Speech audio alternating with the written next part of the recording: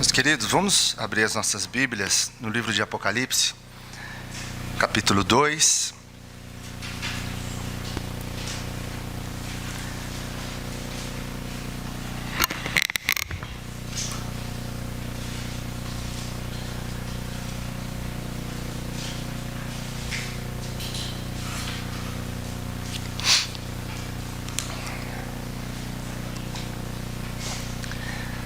Apocalipse capítulo 2, eu lerei dos versículos de 12 a 17.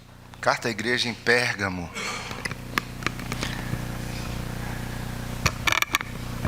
Ao anjo da igreja em Pérgamo escreve: Estas coisas diz aquele que tem a espada afiada de 2 gumes. Conheço o lugar em que habitas, onde está o trono de Satanás, e que conservas o meu nome e não negaste a minha fé, ainda nos dias de Antipas, minha testemunha, meu fiel, o qual foi morto entre vós, onde Satanás habita. Tenho toda a vida contra ti algumas coisas, pois que tens aí os que sustentam a doutrina de Balaão, o qual ensinava a Balaque a armar ciladas diante dos filhos de Israel, para comerem coisas sacrificadas aos ídolos e praticarem a prostituição. Outro assim, também tu tens o que, da mesma forma, sustentam a doutrina dos nicolaítas. Portanto, arrependa-te, e se não, venho a ti sem demora, e contra eles pelejarei com a espada da minha boca. Quem tem ouvidos, ouça o que o Espírito diz às igrejas. Ao vencedor, dar-lhe-ei do maná escondido, bem como lhe darei uma pedrinha branca, e sobre essa pedrinha escrito um nome novo, o qual ninguém conhece, exceto aquele que o recebe. Meus queridos, nós temos vivido num mundo, eu tenho sempre falado isso, bem complicado, né? Cada dia que passa ele se complica mais, nada novo debaixo do céu, como diz o sábio Salomão, e nós, se pararmos e prestarmos atenção diante de tudo aquilo que nós vivemos, diante das pessoas que nós convivemos, nós vamos ver algo muito forte hoje no nosso tempo, na nossa geração, em relação a tudo aquilo que nós dizemos que é verdade absoluta, segundo a palavra do Senhor, que é absoluta, porque nós servimos a um Deus que é absoluto. Mas nós vivemos numa geração e numa sociedade, numa cultura onde princípios e valores, onde ideologias são formadas a partir de pensadores, a partir de filosofias vãs. E é algo que nós devemos tomar muito cuidado diante disso, porque hoje nós vivemos na verdade dos outros. Nós vivemos num mundo relativista, pluralista, onde as pessoas, elas falam o seguinte: olha, a minha verdade é a minha verdade, a sua verdade é a sua verdade, respeita a minha verdade, eu respeito a sua verdade. Aquilo que é verdade para você, muitas vezes não vai ser verdade para mim, na maioria das vezes. E essas pessoas, elas têm grupos em que elas se encontram com as suas verdades, para viverem aquilo que elas acham que é melhor para elas. No fundo, elas querem viver para si. Elas querem viver a vida de prazeres, a vida que dá sentido para elas, mas que no fundo não tem sentido. Porque o que dá sentido para as nossas vidas é Jesus Cristo, é a sua palavra, que nos norteia para um caminho que é verdade, vida, e nos traz esperança. Esse é o caminho que nós vivemos, que é a palavra do Senhor. E diante do mundo onde não sabe para onde ir, um mundo cego, um mundo em trevas, essas pessoas, elas querem viver aquilo que elas acham que é bom para elas. E nós vivemos então num mundo polarizado de ideias. E com isso há discussões, há um acaloramento em relação às relações, em relação às conversas, porque cada um quer defender a sua verdade.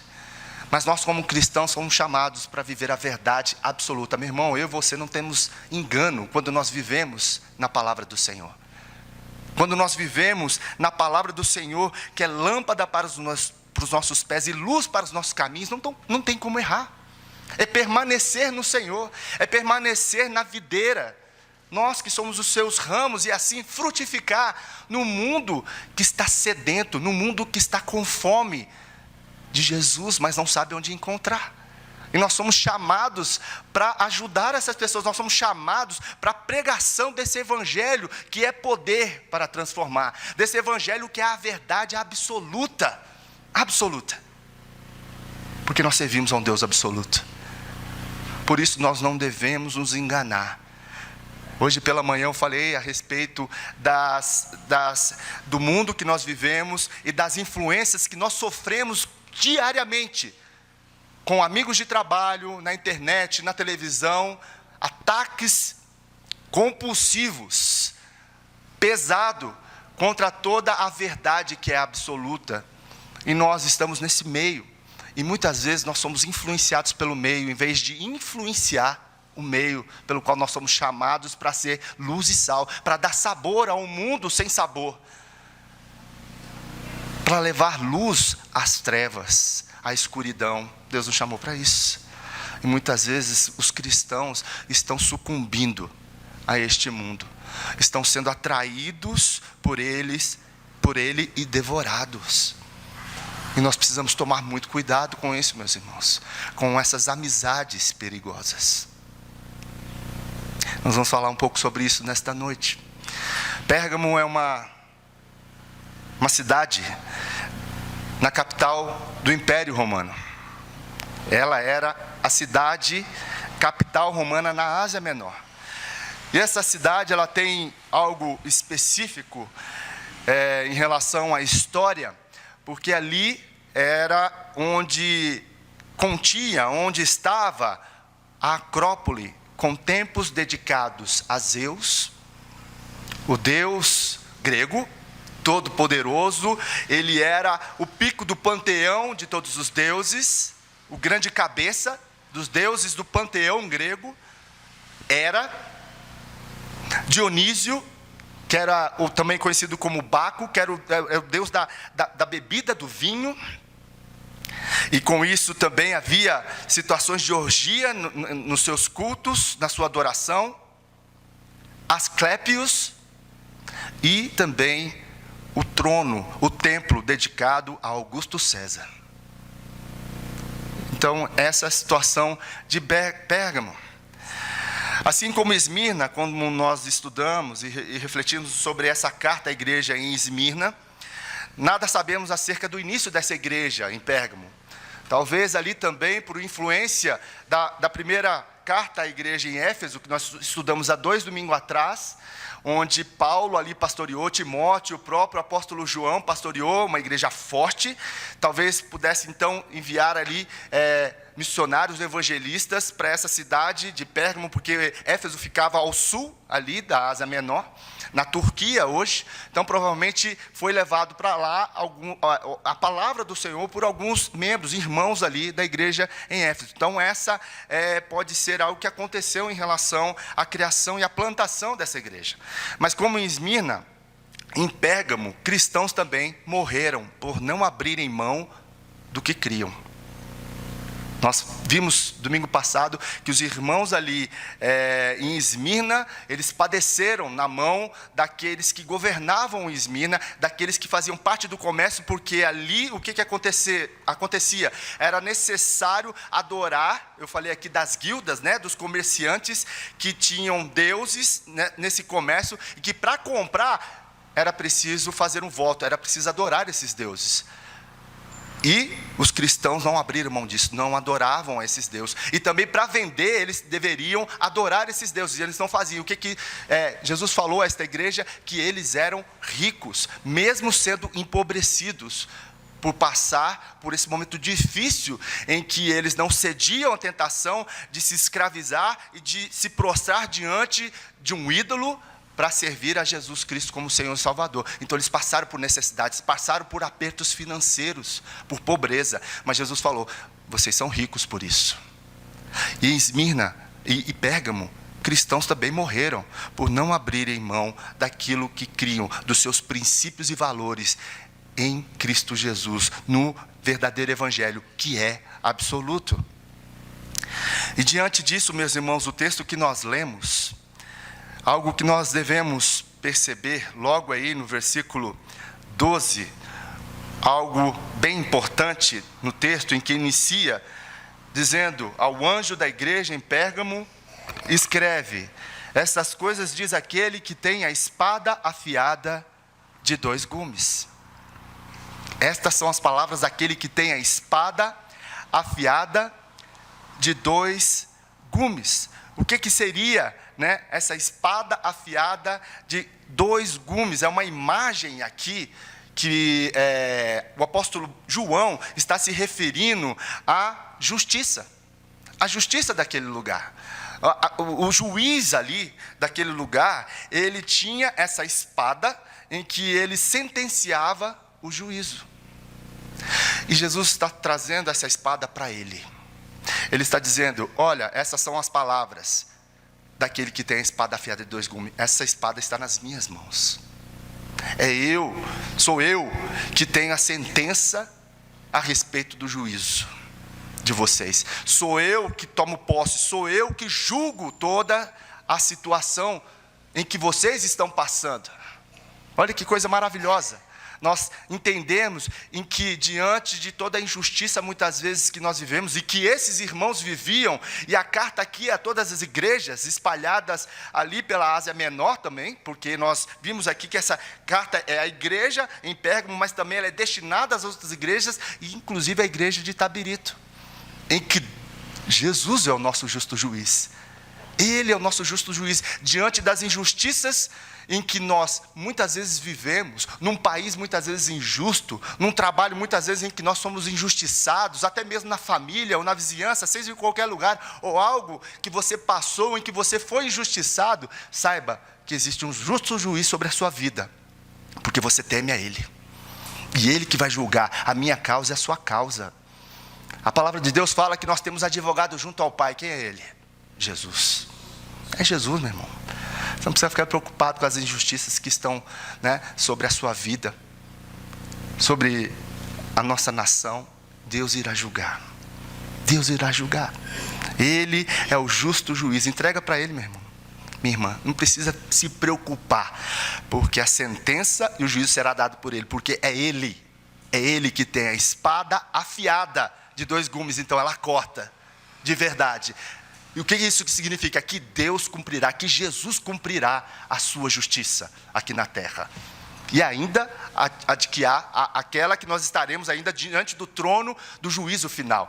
Mas Deus faz justiça aqui na terra também, porque Ele é Deus. E Ele diz: eu tenho a espada afiada de 2 gumes, e eu irei dar a sentença e o juízo diante dos erros, diante de pessoas que traem, diante de pessoas que querem passar os outros para trás, diante de pessoas que perseguem os outros por motivo fútil, inveja, seja o que for. Meu irmão, você não precisa plantar nada de espada de São Jorge na sua casa, não precisa ter nada disso contra olho gordo, meu irmão. Isso não pega em crente temente a Deus, que ama Jesus. A palavra de Deus fala lá em Isaías 53 que Jesus levou sobre Ele toda a maldição. E se nós cremos em Jesus, toda a maldição da nossa vida foi levada em Jesus. Meu irmão, você não precisa ir e fazer quebra de maldição não, meu irmão. 7 dias de quebra de maldição pela sua família e do vício, não sei o quê. Meu irmão, nós fomos libertos em Cristo Jesus. O que nós temos que orar é para que Jesus liberte a vida daqueles que estão presos em cadeias, por vícios, por tantas coisas que fazem com que essas pessoas sejam aprisionadas pelo pecado. É a oração do povo de Deus. A oração. E diante disso nós sabemos que nós temos um justo juiz para julgar todas as coisas. É interessante que no verso 13, ele continua dizendo: conheço o lugar em que habitas, onde está o trono de Satanás. Olha que frase pesada. Eu sei onde você vive. Eu sei que esse lugar que você vive é onde está o trono de Satanás. Pérgamo era uma cidade onde o trono de Satanás estava. Para nós entendermos melhor o que seria esse trono de Satanás, como eu disse aqui no começo, existia no topo da cidade o templo de Dionísio. Nesse templo, era o templo de Dionísio, era o templo onde se cultuava, era o deus da bebida. Imagine um culto ali, onde todos estavam se embebedando. O que vocês acham que ia acontecer no final disso tudo? Coisa boa, não é? Inclusive, orgias aconteciam no final de tudo isso. Existia também o altar de Zeus. O Zeus, o deus de todo o panteão ali, naquele lugar. Existia também o templo do imperador. O templo do imperador, onde também aconteciam festas terríveis ali. Promiscuidade.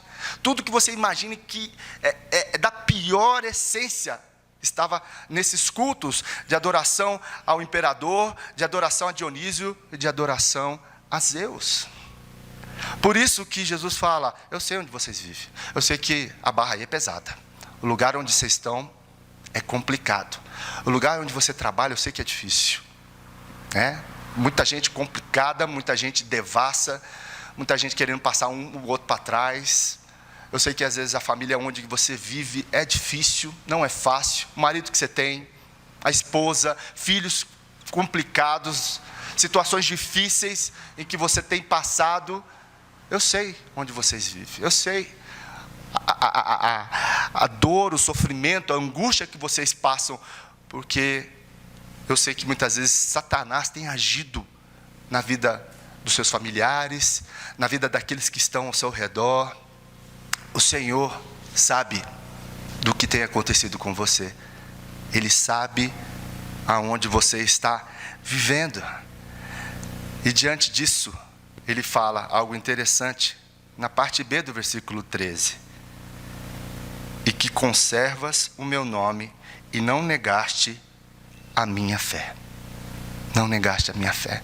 Eu sei que você permanece fiel. Contudo, diante de todas essas perseguições, lutas que você passa, adversidades, perseguições, traições, deslealdade, eu sei que você tem conservado o meu nome e não tem negado a fé. É isso que Jesus está falando, diante de todas as pressões, para ceder, para deixar a verdade absoluta e entrar na onda, você tem dito não. Não, eu sei que você tem permanecido fiel. É isso que Jesus está falando a esta igreja. E é interessante, meus queridos, que essa palavra que ele fala aí, contudo, e que conservas, ela tem uma outra tradução também, que permanece fiel. Seria uma tradução melhor aí, porque ela vem de uma palavra grega, que significa kratel. E essa palavra kratel, no grego, ela tem um sentido muito interessante, de permanecer fiel, de conservar, onde é algo que se pega e não consegue abrir a mão. Esse é o sentido dessa palavra, de permanecer fiel, de conservar. É algo que é pego em suas mãos e você não consegue, De vez em quando eu faço com o Isaac. Eu coloco uma coisa aqui, tenta pegar na mão do papai, ele vai, faz força. Não, papai, não consigo tirar. Esse é o verbo kratel. Esse é o verbo kratel. Diante das pressões, diante das forças deste mundo, você não cede. Você não cede ao pecado. Você não vai na onda daqueles que têm a verdade deles. Em que, pode fazer tudo, seja feliz, aproveite a vida, aproveite a sua juventude, curte a vida, porque a vida é curta. É isso que a gente ouve aí, De ator, de atriz, jogador de futebol, A vida é curta, dos baladeiros, dos jovens. Curta a vida porque, amanhã você não sabe se você vai estar aqui, então curta a vida. Essa é a verdade dele. Seja feliz. O motivo de diversão é algo que para eles aparentemente vai trazer felicidade, mas é tudo momentâneo, porque no dia seguinte vem a ressaca, vem o fundo do poço, tudo vazio, pior do que antes.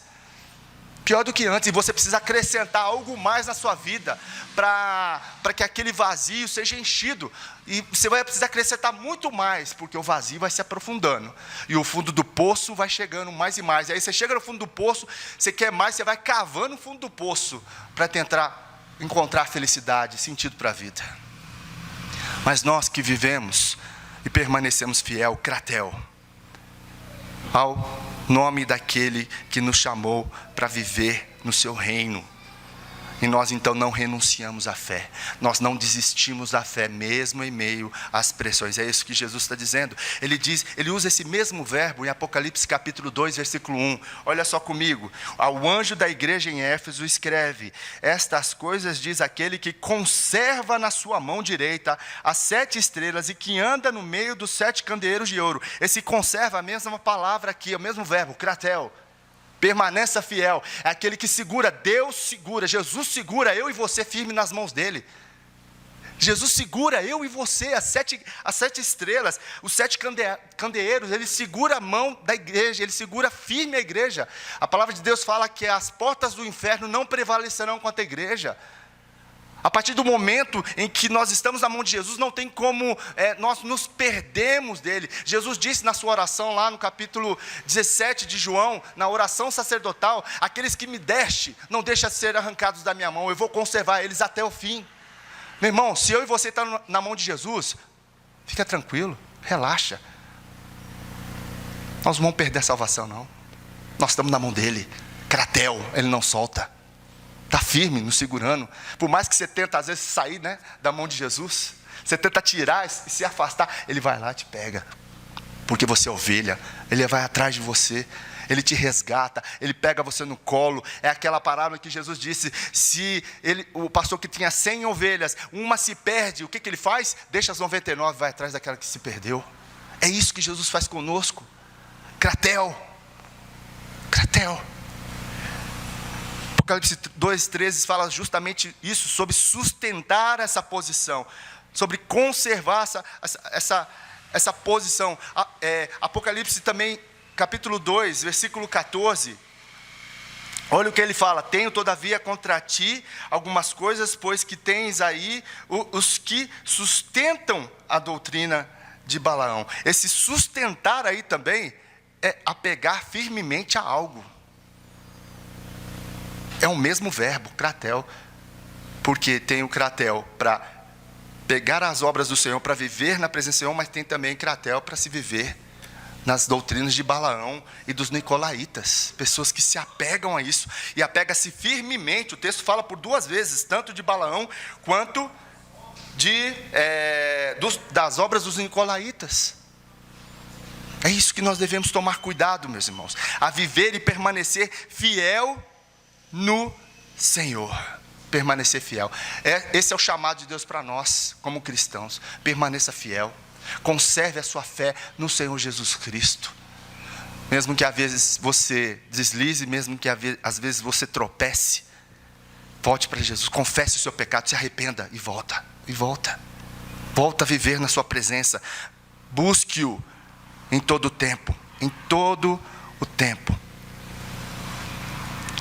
E ele continua dizendo aí, no final da parte do versículo 13, ele diz então: ainda nos dias de Antipas, minha testemunha, meu fiel, o qual foi morto entre vós, onde Satanás habita. Ele vai falar de Antipas. Quem era Antipas? Antipas era um homem, uma testemunha fiel do Senhor, em que morreu pela fé.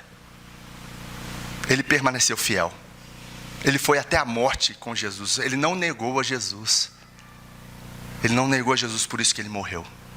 E ele fala de Antipas. E ele fala onde Satanás habita nessa cidade. Antipas foi fiel a mim.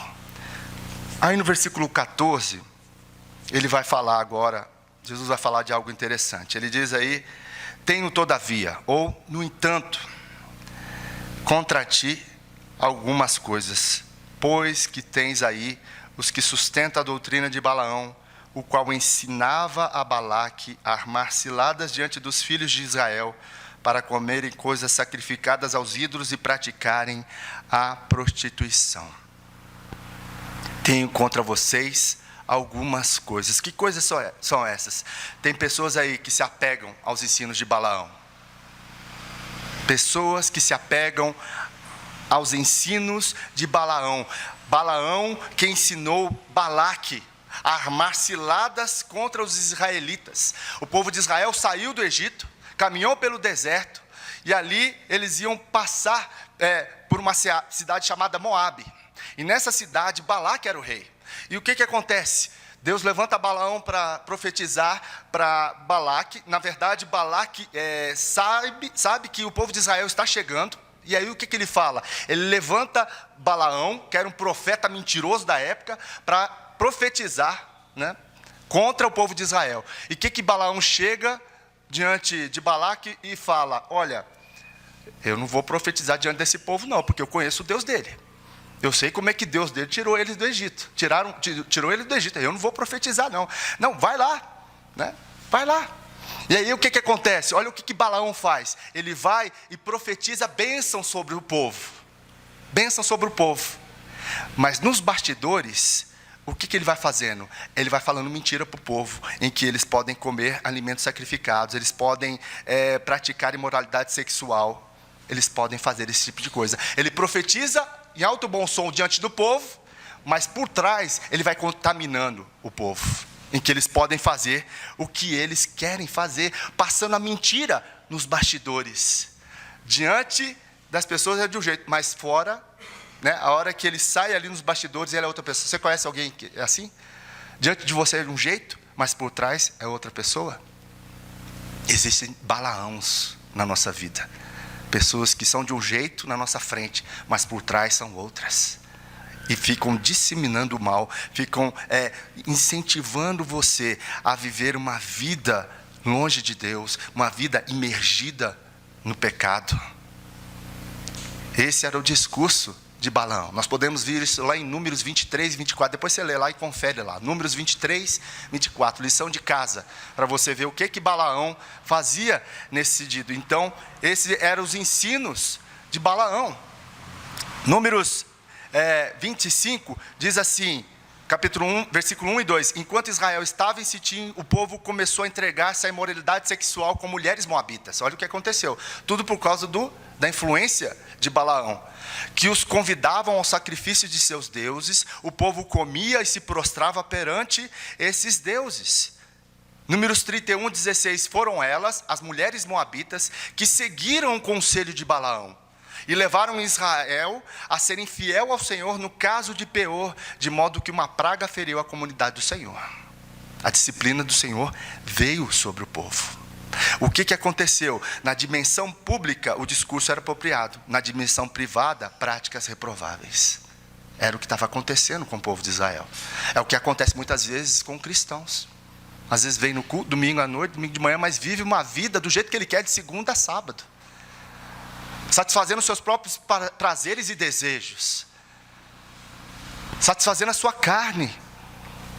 Mas nós precisamos, meus irmãos, entender que nós fomos chamados para viver a verdade absoluta na luz e não nas trevas. Por isso que Davi falava sempre assim: Senhor, joga a luz nas minhas trevas. Davi era sincero, né? Joga a luz nas minhas trevas. Salmo 139, no final ele diz: sonda-me, ó Deus, conheces o meu coração, vê se há algum caminho mau e guia-me pelo caminho eterno. Ajuda-me, porque eu sou cego, porque às vezes o pecado me cega, porque muitas vezes eu ando pelos meus desejos, eu ando segundo aquilo que os meus olhos vão dar prazer, e nós sabemos que tudo aquilo que os olhos dão prazer, o fim é morte. Salomão falou isso, ele falou que ele fez de tudo, e usou de tudo, que aquilo que ele queria, porque ele tinha poder, e o final, o que ele disse? Não adiantou nada, foi tudo ruim para a minha vida, tudo vaidade, me arrebentou.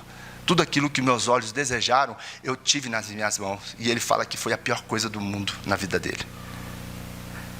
Diante disso, meus irmãos, nós precisamos tomar cuidado com os ensinos de Balaão, dos ensinos que servem a Balaão, que ouvem a Balaão e vivem segundo aquilo que ele tem falado. E o que ele fala? De igual modo, ele fala em relação aos nicolaítas. Vocês têm também o que? Vocês se apegam, vocês, no versículo aí 14, né?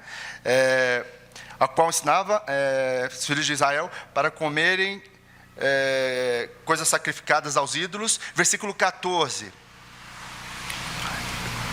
Diz assim, versículo 15.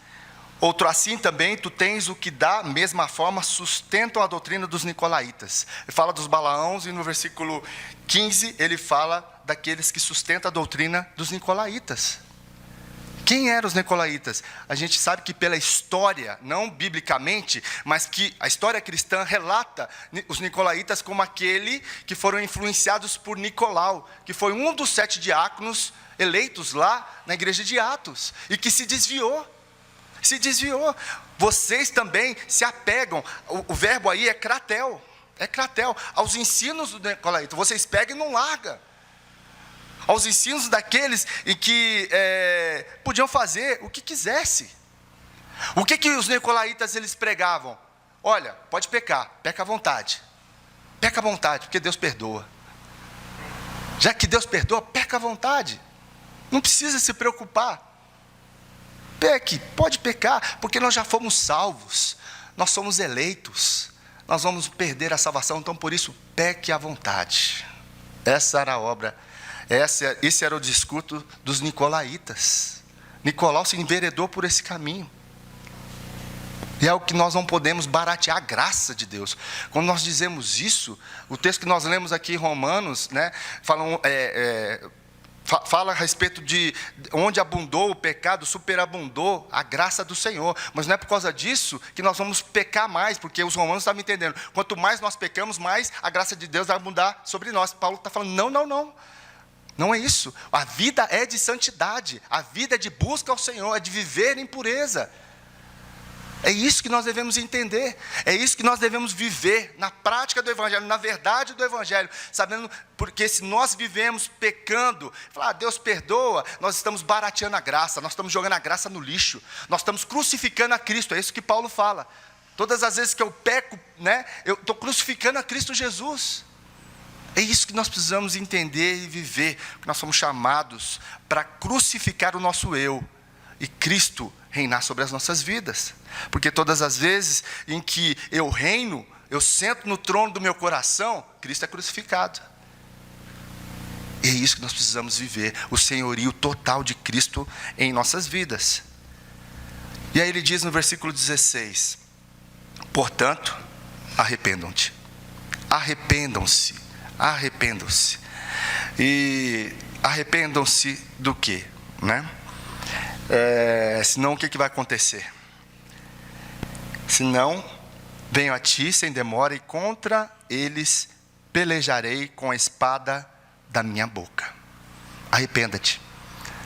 Metanoia, muda de mente. 180 graus, você está indo por esse caminho, agora vira e vai para o outro. Abandona o pecado, arrependa-te.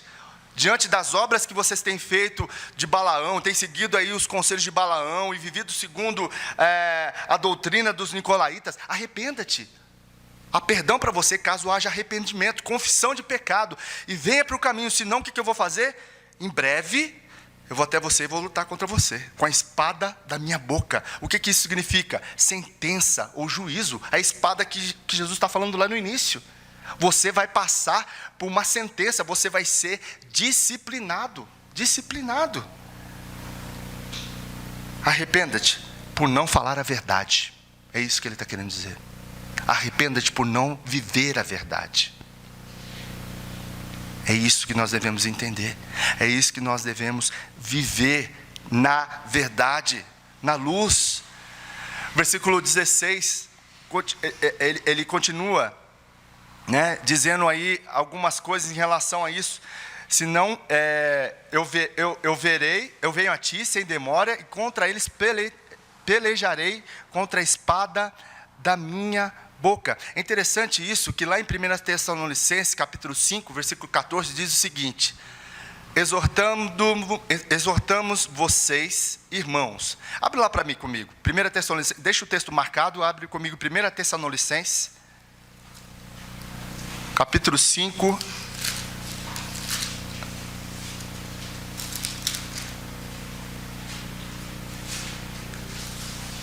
versículo 14.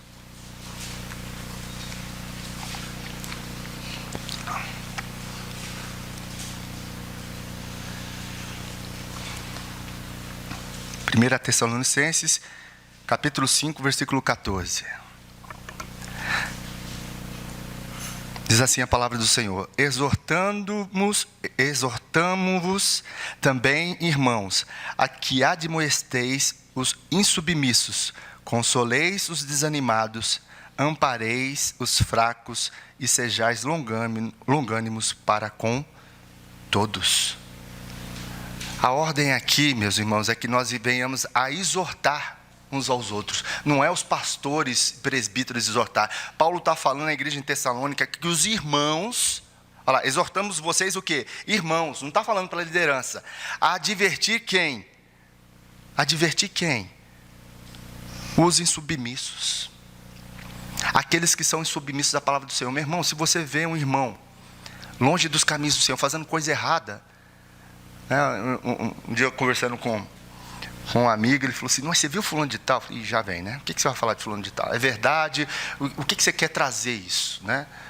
Não, porque eu estou falando de uma forma para pastor, para que o senhor tome algumas providências em relação a isso e tal, mas, porque fulano de tal está fazendo isso. Eu falei: mas por que você não confronta? Por que você está falando para eu exortá-lo? Para que você está falando para eu chegar nele, sendo que você viu a ação? Eu não vou fazer isso não, porque vai que ele não fala comigo, ele não goste. Então você vai deixar o irmão ir para um caminho errado e viver consequências desastrosas por causa disso? É isso que muitas vezes a gente faz, a gente tira, né? A gente, né? Eu não vou falar não com o irmão, né? Mas você nem tentou, você nem falou. Nós somos membros do corpo um dos outros. E nós temos que exortar uns aos outros em amor. Em amor. Você vê que seu irmão está indo para um lugar, você está vendo um abismo. Paulo fala, aqueles que são espirituais, mais espirituais, exortem aqueles que são menos espirituais, aqueles que estão indo para um caminho que esse caminho não é bom. Aconselhe eles, fale para que eles andem num caminho verdadeiro, advirtam, é isso que está falando, aqueles que são insubmissos à palavra do Senhor, que não têm vivido a verdade do Senhor, para o bem deles. É o cuidado que nós temos que ter uns com os outros, porque nós somos o corpo. Agora, eu não vou fazer isso, é responsabilidade do pastor, não, meu irmão. Paulo está falando aos irmãos, Paulo está falando à igreja. Vá até o seu irmão, vai até seu irmão. Se o teu irmão pecar contra ti, vai até ele. Mas ele não me fez nada. Não, ele está fazendo contra a igreja, ele está fazendo contra o corpo. O corpo de Cristo, você não faz parte do corpo de Cristo? Ele faz parte do corpo de Cristo, não é um cristão? Então vai até ele, meu irmão. Não vai até ele para condená-lo, não vai até ele para arrebentar ele. A gente faz muito isso quando o pecado é exposto, né? Aí a gente vai lá e tem... deixa eu dar mais uma pisadinha aqui, né? No pecador miserável, né? A gente é muito isso. Não usa de misericórdia, não usa de compaixão. Quando o pecado vem à tona, a gente não usa nada disso. Agora, quando a gente vê o irmão ali, por que nós não chegamos, aproximamos e advertimos ele em amor? É isso que nós precisamos entender diante de tudo aquilo que nós vivemos no mundo e que nós devemos cuidar uns dos outros nesse sentido. E ele continua dizendo: consoleis os desanimados, confortem os desanimados. Aqueles que estão desanimados, confortem eles, consolam. O que mais que Paulo está falando aqui? Ampareis os fracos e sejais longânimos para com todos. Auxiliem aqueles que são fracos na fé. Meu irmão, você está bem na fé? Você está forte? Auxilie aqueles que são fracos. Não olhe só para você. Eu estou bem, né? Estou bem. Né? Deixa o outro para lá. A gente usa até uma palavra, né? Eu não estou nem aí, deixa ele para lá. Eu estou bem, eu estou bem, está tudo bem. É a cultura que nós vivemos, né? O egoísmo, o hedonismo. A gente só pensa na gente. Deixa o outro lá. Mas o que o bom samaritano fez? Os dois religiosos que passaram, eles não fizeram nada. Não, tem que ir lá para o culto, né? Tem que servir lá no templo. Né? Mas aí passou o samaritano e acolheu aquele que estava destruído no chão, arrebentado. Botou no lombo do cavalo dele, curou ele com vinho, com azeite ali, naquele momento, levou a um hospitaleiro, né, a um hotel, uma hospedagem, e ainda pagou, deixou um dinheiro que, se caso precisar de algo ainda na vida dele, para que suprisse necessidade. É isso, meus irmãos, auxiliar aqueles que são fracos, é ser paciente para com todos. O texto aqui é longânimo. O que é longânimo? Qual a diferença de paciência e longânimo? Você sempre pede assim: Senhor, me dá paciência, né? Agora você tem que mudar a oração, me dá longanimidade. Por quê? A longanimidade começa quando acaba a paciência.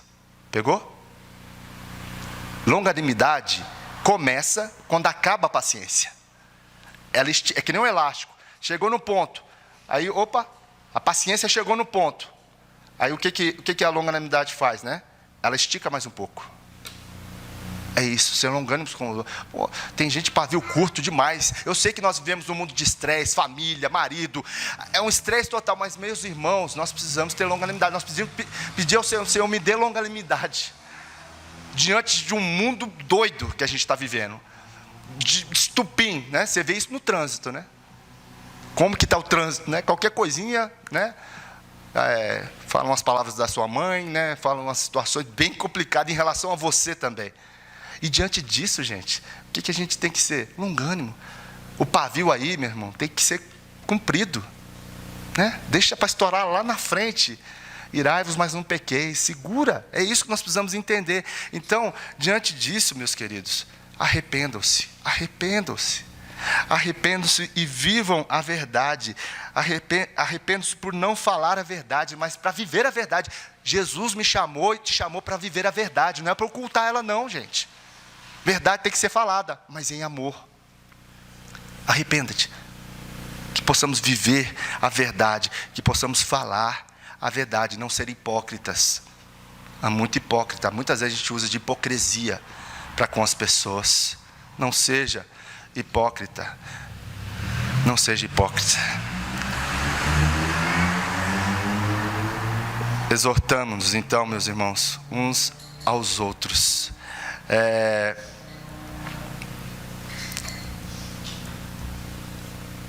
Versículo 17. Quem tem ouvidos, ouça o que o Espírito diz às igrejas. Ao vencedor, dar-lhe-ei do maná escondido, bem como lhe darei uma pedrinha branca, e sobre essa pedrinha escrito um nome novo, o qual ninguém conhece, exceto aquele que o recebe. Aquele que tem ouvidos, ouça o que o Espírito diz às igrejas. Está no plural. Então, a igreja da Ásia e a igreja de Itabirito. Vocês estão ouvindo? Ao vencedor eu vou dar o quê? O maná escondido. Que maná é esse? Qual que é o maná? Esse maná é o mesmo maná lá que Deus deu no deserto para o povo de Israel. O povo da onde não tinha de onde tirar, Deus dava o maná todo dia. Dava o pão todo dia. Pão e as cordonizes. Isso nos traz a referência do cuidado de Deus para conosco. Referência à vida debaixo das mãos do Deus Todo-Poderoso, que cuida de nós, que cuida de mim e cuida de você. Ao vencedor eu vou te dar isso. Esse maná, o sustento, aquilo que você precisa para viver. Dia após dia, o Senhor vai nos dar. Ele vai nos dar, Ele tem cuidado de nós, meus irmãos. Ele tem cuidado de mim e de você. E também o que Ele vai fazer? Ele vai dar uma pedra branca. Nessa pedra branca vai ter um novo nome escrito aí. O que significa essa pedra branca, né? Que mistério que é esse? Da pedra branca. Essa pedra branca, meus irmãos, é uma pedra de absolvição. É uma metáfora jurídica de quando um preso na época do Império Romano fosse liberto, ele ganhava essa pedra. E quando ele saía na rua, se algum soldado romano parasse ele, você estava preso lá, ele mostrava a pedra. Não, estou solto. A pedra foi dada pelo juiz. Tá bom, beleza, desculpa aí. Essa é a pedra branca, é a pedra da absolvição, que Jesus tem sobre mim e sobre você. Todas as vezes que o diabo vir te acusar, você fala assim, opa, fui lavado e remido pelo sangue do Cordeiro, eu sou salvo em Cristo Jesus. Essa é a pedra branca que nós temos. Todas as pessoas forem te acusar de alguma coisa, opa, tem uma pedra branca aqui. Jesus me salvou. Eu vivo eternamente com Ele. Agora, se eu morrer aqui, eu estou com Cristo Jesus. Ele é meu advogado. Eu fui absolvido, do inferno. E agora eu sou cidadão do reino dos céus. Essa é a pedra branca que eu e você tem, que nela está o nosso nome, apenas conhecida por aquele que o recebe. Eu e você recebemos essa pedra branca e temos ela guardada em nossa vida. E eu queria terminar para que você refletisse e também praticasse. O que você tem se apegado? O que você tem se apegado? Kratel. Guardou o verbo grego aí? Agora você sabe um verbo grego. Kratel. Em que você tem segurado firmemente aos valores e princípios que nos foram dados por Deus, ou às distorções da nossa cultura, deste mundo perdido, em que você tem se agarrado? Em seu círculo familiar ou de amizade, existem pessoas sendo influenciados pelos ensinos de Balaão e dos nicolaítas? E qual tem sido a sua atitude diante disso? Diante dessas pessoas que têm ensinado os ensinos de Balaão e dos nicolaítas, como que você tem se portado ali como um cristão? Se você não tem se comportado de uma maneira correta, Apocalipse 2,16 diz: arrependa-te. Senhor, eu estou pisando na bola. Eu preciso ser um cristão mais autêntico. Eu preciso viver mais a tua verdade aonde eu estou. Eu preciso viver a verdade no meu quarto, no meu silêncio, quando eu estou sozinho. Eu preciso viver a verdade, que é Cristo Jesus. Não fique em silêncio. Não fique em silêncio. Não falte com a verdade e não falte com o amor. Não falte com a verdade e não falte com amor. Nós somos chamados para ser proclamadores dessa verdade, embaixadores de Jesus Cristo neste mundo.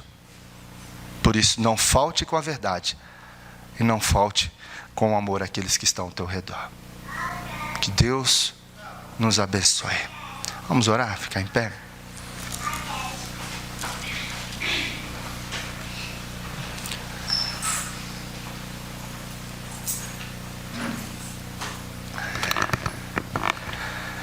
Senhor, nós estamos mais uma vez aqui diante do Senhor, onde ouvimos a Tua palavra, meditamos na mesma e fomos aqui confrontados por ela.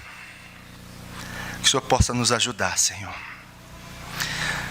Nos ajude, Senhor, diante das nossas fraquezas, que o Senhor conhece e que nós também conhecemos. Que o Senhor possa nos orientar, como o Senhor tem nos orientado, mas muitas vezes temos sido desobedientes à Tua palavra. Temos seguido os nossos caminhos e não os Teus caminhos, que são mais altos do que o nosso. Seguimos os nossos caminhos que são baixos e que nos levam a lugares que não vão fazer bem para nós e aqueles que estão ao nosso redor e vão desagradar ao Senhor. Ajuda-nos, Senhor. Ajuda-nos a nos apegar mais ao Senhor.